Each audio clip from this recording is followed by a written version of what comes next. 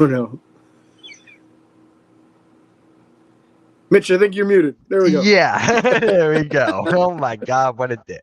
What a start. But anyways, guys, welcome to the Sunday morning show. I'm here with my guy James from the Steelers by the Lake podcast.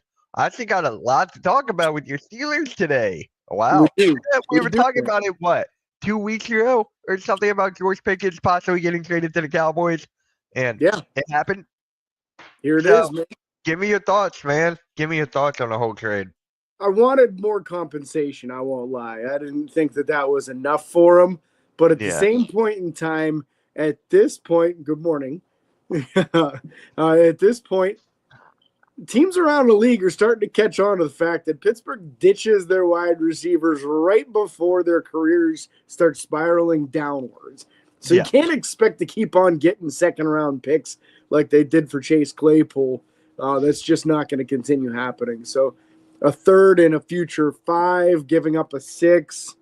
It's not the worst compensation in the world. It's better than losing him in free agency. And this is huge news for your guy because now Roman Wilson is going to get a legitimate shot at the starting lineup. Yeah. So that's really huge for him after missing almost his entire rookie season. That's really good news for him. But the talent alone, man, I really wanted to see DK and George on the field together. I really did. I wanted to see that too.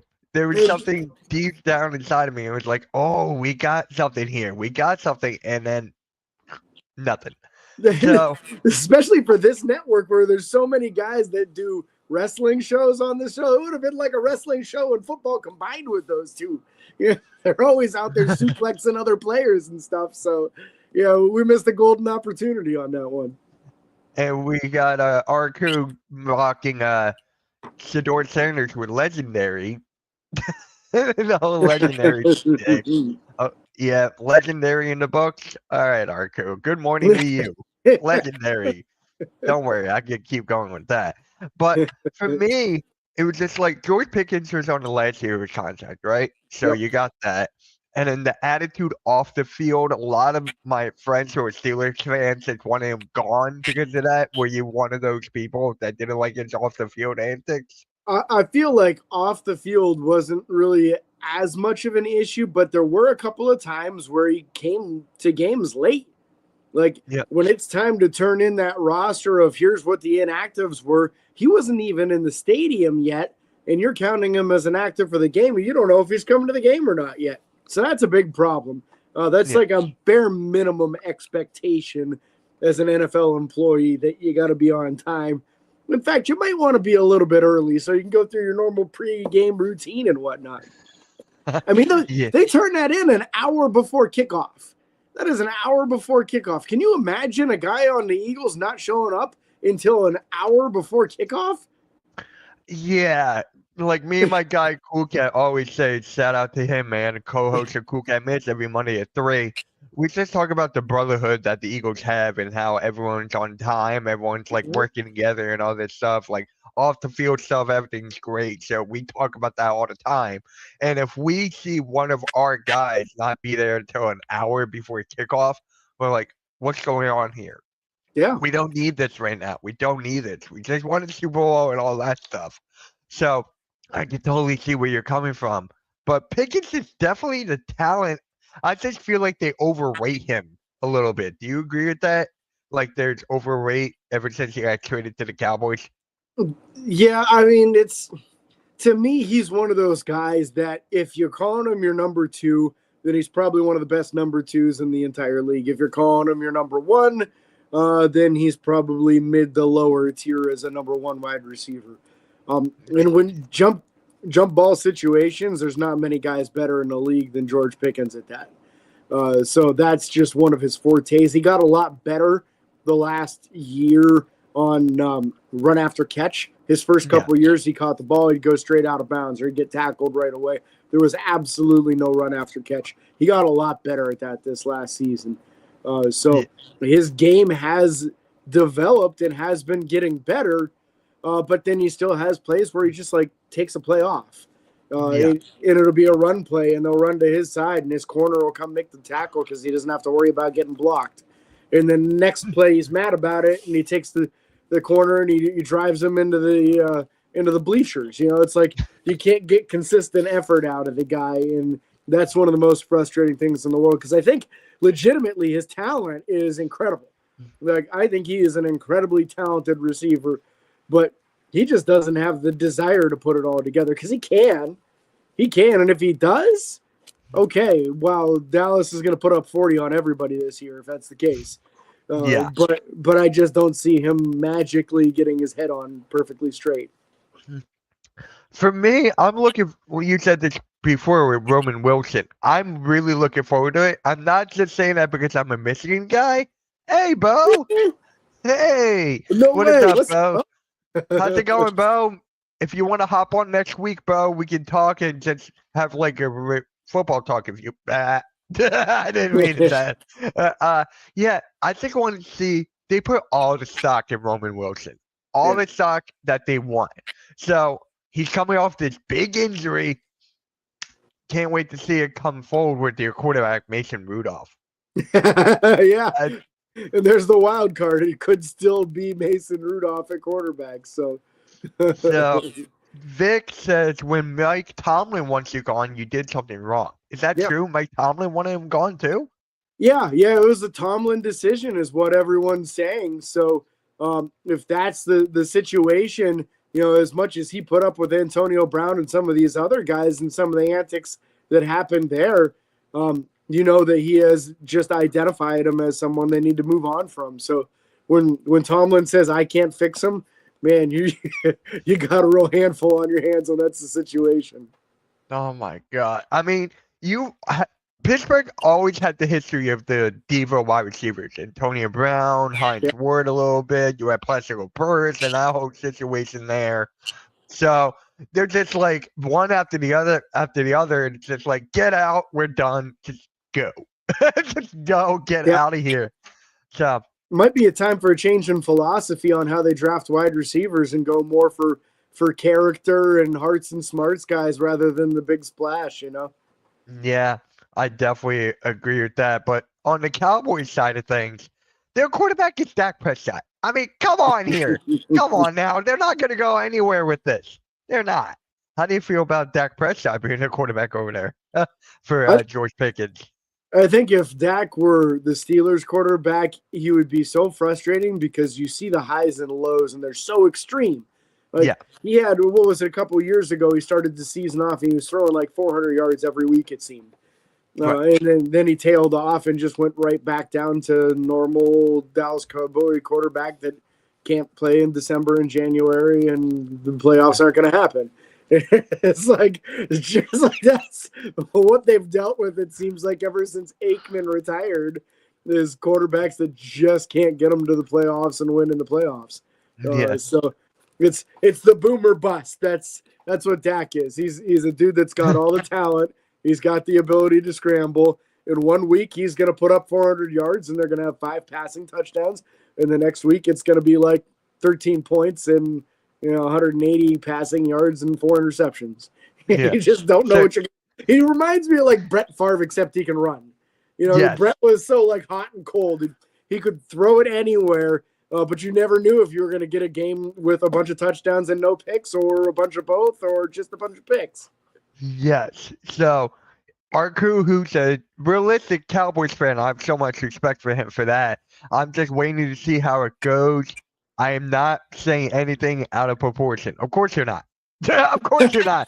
But I'm just waiting to see the off the field stuff. That's what I'm waiting to see if Pickens actually changed his ways, being from Pittsburgh to going to America's team in the Dallas Cowboys. So I'm just waiting for that. And all the spotlight. There's more spotlight on in Dallas than there is in Pittsburgh. Am I correct?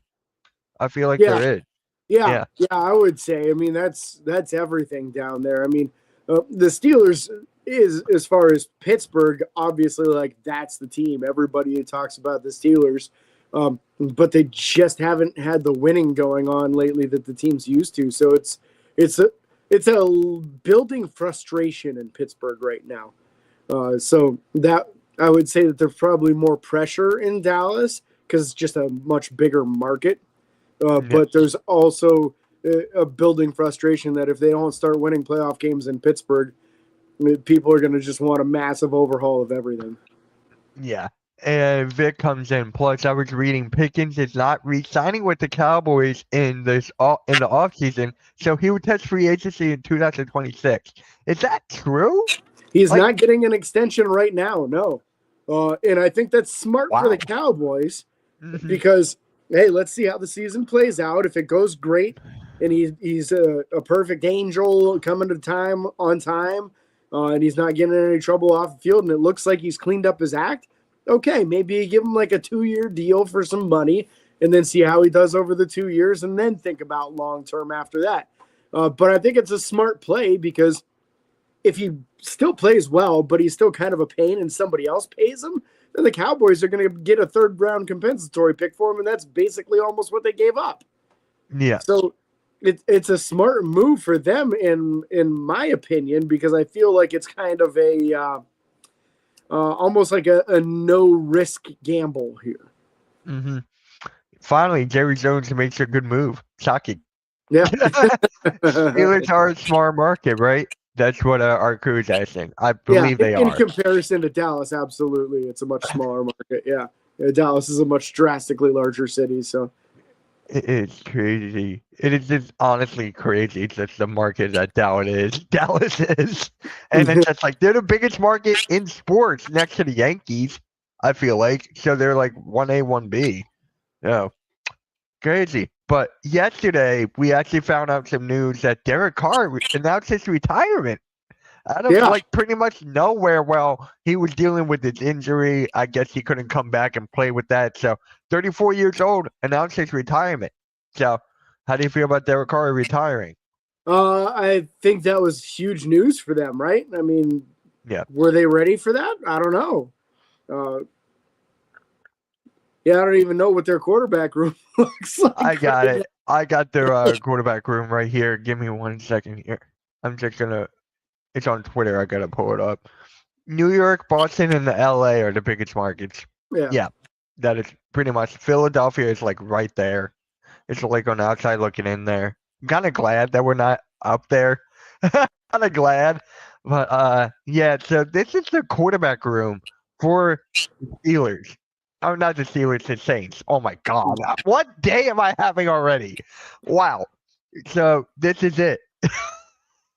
Yeah, and I guess Tyler Shock's the plan then, right? Because he was like a second-round pick for him this year. So you had to feel like that was probably a move for them as a possible starting solution. There was a lot of real rising momentum on Tyler Shock late in the process there, which is how he ended up getting drafted so high. But Spencer Rattler has not been good at all yet, and Jake Haener, man, I feel like he's been on a number of teams as third-string quarterback already. For me, it's just like they should have drafted Shedeur. I'm going to say this right now. They should have drafted Shedeur instead of this guy. And no one knows who this guy really is. So they should have drafted Shedeur. But have you seen Shedeur like doing like rookie minicamp? Have you been seeing that? The tapes? I've seen a couple of plays. I saw like somebody posted one, said this was his first throw and it was a pick six. Yeah. I saw that. I saw that. Some, like little dump offs that he completed that people are overhyping, and you're not even going against real defense this time of year, so it's all just trying to get your timing and rhythm down. So if you're throwing bad passes during like non-contact drills, that's bad. But I find it difficult to get real excited about somebody completing a pass when they don't even have shoulder pads on yet. Yeah, it is what it is. But to me, that was just funny. But when you go look at the Saints and their depth chart here, I'm about to pull it up right now. They need help. I mean, they do have Kamara, but come on, he's running away from the police still. I don't know how he's still on that run. But when you look here at all this, they need something like now. They need something. I mean, Kellen Moore is their new head coach. Thank you to Kellen Moore for the Super Bowl. Really appreciate that. Thank you. Good luck with this. But I'm just saying. Yeah. Could they get Aaron Rodgers? You think? I mean, you have to think that they're probably considering that now, right? Yeah. Yeah, you would assume that with this quarterback situation, they might want to try to make a play there. But again, the Saints, from what I understand, over the last like 6 or 7 years at least, maybe more, have just been in salary cap hell. Where Yes. they're always at the end of the year, okay, we're $80 million over the cap. We got to cut all of these guys just so that we can form a team. So I don't know how they would come up with enough money for him to want to go there. And I don't know that the roster is tempting enough for him to want to go either. I mean, look, if you look at this roster right here, they basically have nobody. Brandon Cooks. I mean, he had it stink, but he's getting down. He's like on the way down, I feel like. Yeah, I So, want to say he's getting kind of old now. yeah, so I'm just going to say this right now. They need a big move. Like, if they get Aaron Rodgers, that doesn't move the needle for me. It still doesn't. No, it shouldn't. They're done. Their defense, I did not even look at their defense yet. So, I mean, I'm not liking their defense at all. How about you? You don't. I mean, they got Matt Yeah, though. I'm looking through the defense here as well, and I mean, Cam Jordan's getting pretty old now. I'm surprised to see Brian Brzee as his backup. He was a former first-round pick. Right. Yeah, there's not a lot of splash going on here. I mean, the Honey Badgers still playing decent football, but that's not an intimidating defense. Right. Cam Jordan is the most common one. He's getting older. And Yeah. I just gotta say this one's funny. Whenever I see Kool-Aid McKinstry, I think of that commercial every single time. I mean, can you imagine growing up and your name was Kool-Aid? Yeah. I'm just like, oh my God. And he can never wear the color red. I'm just saying that. If he wore the color red, he is done. But yeah, I think that I want to look at this. Yeah. I feel like he was an Alabama kid too, so he got stuck with that. Yeah. Yeah, he went to Alabama, so he was wearing red his whole college career. Oh, they didn't even announce the schedule yet. I forgot. I'm here looking up the schedule, and I'm like, wait, they didn't announce the schedule yet. No, we should have that real soon, though. Yeah, next week, next Sunday, we're gonna break down majority of the schedules here. Like, we're gonna break down the Steelers, the Eagles. If Big C comes on, we're gonna talk about the Dolphins schedule. If Boaks comes on, we're gonna talk about Seahawks schedule. So that should be a good episode next week. I am looking forward to that one. So yeah, but I'm like so nervous. Oh, there was something I forgot to show you. Do I still have it? I gotta go find it now. Like the NFL just released the most what was it, the most difficult schedules for each team, and they ranked them. So I gotta find that now. I thought I had it on my desktop.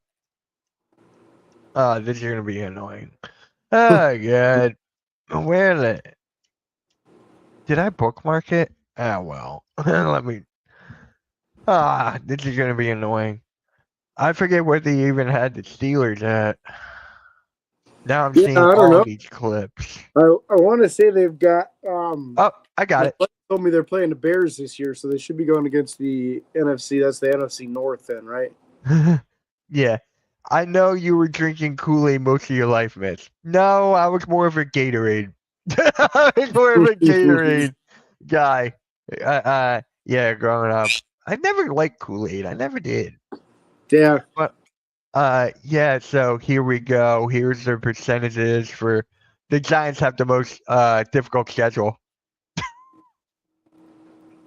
because they are so bad. They are so bad that every team they go up against, they'll probably lose to. So they have the most difficult schedule. The Steelers are right here. So here you guys with 52%. The Eagles are here. So how do you feel about this? Like your Steelers being right here? I think that's accurate. Yeah, I've seen your opponents. I think that's accurate. Yeah, because they know the opponents, so that's already in stone.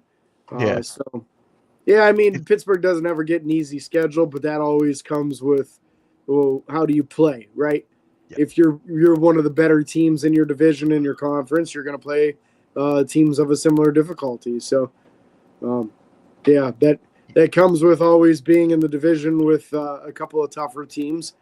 So you're always going to have that Ravens schedule going against you, and the Bengals too, as they typically at least get above 500. Oh, guess who has the easiest schedule? I'm gonna want you. Guess who has the easiest one? Just guess. Well, I saw the Rams down there at .491. Are they the bottom, or is there somebody below them?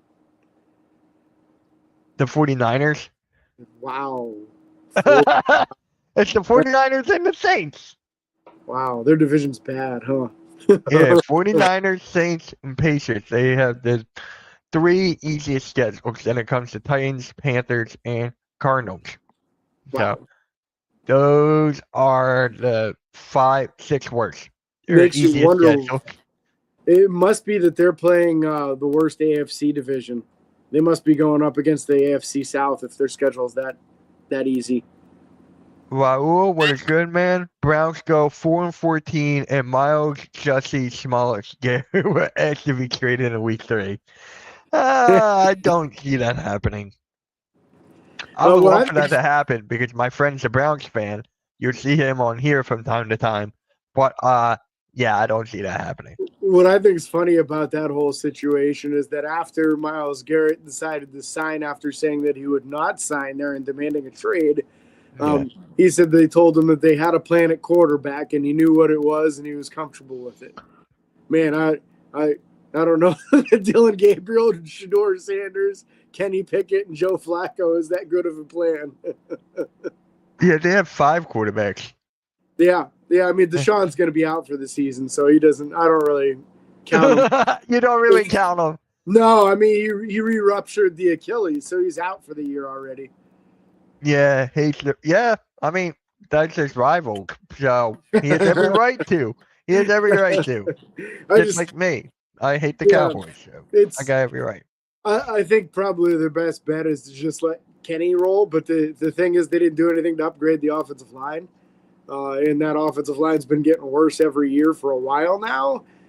So, I mean, quarterbacks were running for their lives last year in Cleveland, and all they did was roll the same guys back out. So, I don't know what their plan is there, but might need somebody more mobile than Dylan Gabriel and Shedeur Sanders to stay alive. Yeah. So, I don't know if you guys know this, but they actually announced the Brazil game. So it's going to be the Chiefs and the Chargers. Oh, okay. So I'm okay with that. Yeah, I'm okay. Yeah, fun division rivals. Yeah, my dad was like, "There's your next Super Bowl champions." I'm like, "Really? You really gotta say that?" I'm like, "Damn." Hey, Charles, what is up, man? What is up? How's it going? How's the temperature in Bahamas right now? He lives in Bahamas. I asked him what temperature, and he makes me jealous. Appreciate that, man. Hit that like, show some love, and guys, please subscribe to Steelers by the Lake podcast. You guys just dropped a video. I just saw that. I still got to catch that. So you guys just dropped it. So did one this morning. Usually he doesn't get it posted until after he goes to church, but this morning he got it up. So we got one. If it's not on Peacock, it's all good. What I think is that game gonna be on like a Peacock or Netflix kind of thing? I don't know. They do so much of that now that, man, I don't even watch half the games because of it. Like, I'm not going to go out and get subscriptions to 20 different services just to watch the NFL. Right. I mean, you're fine, right? I mean, you just got to go to like a bar and watch the Steelers play, right? You told me that? Yeah, most of the time I can catch it on local broadcasts. I'm about almost 2 hours north of Pittsburgh where I live, but it's right in the middle of Cleveland, Buffalo, Pittsburgh, and it's actually closest to Buffalo, so they get the priority on the local games. But still, it's usually like maybe 3 or 4 games a year that I can't watch in my own living room. It's not the end of the world. It gives me an excuse to go socialize. Yeah, that works. But yeah, for me, I have Netflix. I got all of them. But I'm just like, I hate it because I want to change the channels. Yeah. Like for me, I want to I don't really watch NFL on Netflix. Like when it's Christmas, right, and you got NFL on Netflix and NBA. I'm Yeah, watching NBA. yeah, Like I'm not watching Netflix. I'm more of a basketball guy. yeah. So when I'm watching that, I'm like, okay, why my team's not playing? I don't care about your team, so I'm here. That's it. That's it. If I ever get to the point where I'm just completely covering the NFL, then I'll make a point to watch all the games. But being just a hobby still, nah. Yeah, Steelers and Bears. What could be better? It's 79. Okay, what's the temperature here? It's So, 70 degrees and it's 79 there. it's 70 in Philly today? Yeah, it's 70 right. I'm in Jersey, Oh, so I'm okay. like on the outside, like you are. So I'm like 48 minutes away from Philly. I got 54 degrees here. Oh my god. Supposed to warm About up for us today, though, in the mid 60s later. how high is it gonna be here? It's gonna be 79. Nice. It's gonna be 70. This week it's gonna be nice actually. We got 79, 79, 72, 72, 80. Oh, it's gonna rain majority of the week. Oh, yeah, it is. You're right. Damn. Ah, That's well, at least the plants get wet. Yep. That's That's all I get. good for my apple trees, man. I get more apples if it rains more. Should be Steelers versus Lions on Thanksgiving, the rematch of the 1998 game. Mm. When was the last time you guys played on Thanksgiving? I'm not sure, to be honest. Vic, can you look that up for us, please? Really Steelers appreciate that. Lions Thanksgiving, was that the Rod Woodson ACL tear game? I guess the Eagles. I just looked it up when the last time I just looked it up yesterday and I forget the last time the Eagles played on Thanksgiving. Come on. 2015 we lost to the Lions 45-14. The Eagles are 6-1 on Thanksgiving. Hey. I'll take it. Yeah, that's fantastic. So Vic says it was 2016. It was the game where the bus said tails and the ref said heads, and we lost it. What? I remember that. Yeah. Wait, yeah. What happened? What? So the coin toss for overtime, Jerome Bettis got to call it. Yeah. And he kind of said both. I don't know if he was trying to cheat the system or what. That sounds like it's something Jerome Bettis would do. Yeah, so he said either heads or tails. I don't recall which. And then when it was in the air, he said the other one. And they went with, I think, whatever he said first. Oh, no. And not what he said last. And it ended up being the wrong thing. And the other team just drove right down the field and scored and won the game. That is honestly hilarious. Yeah. And it's just like terrible at the same time. And this was not too long after Pittsburgh had gotten flagged. I don't even remember who the opponent was. This is in the Bill Cowher era also. Who they had gotten flagged for 12 men on the field on a field goal block situation. Yeah. No one came off, and they magically had enough people on the field, and the other team made the kick 5 yards closer than what they were before. Bill Cowher was so mad. He got a photo printed out and took it to the refs at halftime, and they refused to look at it, so he stuffed it in one of them's pocket. He got fined for it, of course. But he got fined for that? Oh, absolutely. Yeah, you're not allowed to touch a ref. So, but yeah, he was fired up. He's like, "There's only 11 of them." Yeah. James said one time that it was hard to watch weekday primetime games for him. Yeah. Oh, it is. It is. It is because I get up so doggone early. I'm up a lot of times by 4 o'clock to get ready to go to work by 5. So yeah, if there's a game that's not until 9 p.m., man, that's a tough sell for me to stay up and watch it, especially if it's not a Steelers game. If it's a Steelers game, I'm staying up for it. I'm watching the whole thing, and I'll just start whenever I start, or I'll drink a couple more energy drinks that day, whatever, Damn. Yeah, I can't stay up late either. I can't. I'm out. Once it hits 10:30, 11 o'clock, I'm done. I'm out. Yeah. All right, guys. appreciate everyone tuning in on this Mother's Day. Happy Yeah. all the mothers out there. What are you doing for it today? I am gonna grill some burgers up, have the parents over. So are we. Yeah. We just got a new grill. Nice. Hey, Nice. Yeah, I there was you just go. Scrubbing the flat top yesterday, and I got to re-season it and put some burgers together. All right. Yep. Make sure you guys wish happy Mother's Day to every one of them out there. Without them, we wouldn't be here. But make sure you guys hit that like, hit that subscribe to Steelers by the Lake podcast. And yeah, guys, we'll catch you all next week. Hopefully, we'll have a bigger crowd next week to discuss the schedules. That'll be a good one. Catch you guys later. Peace. Later.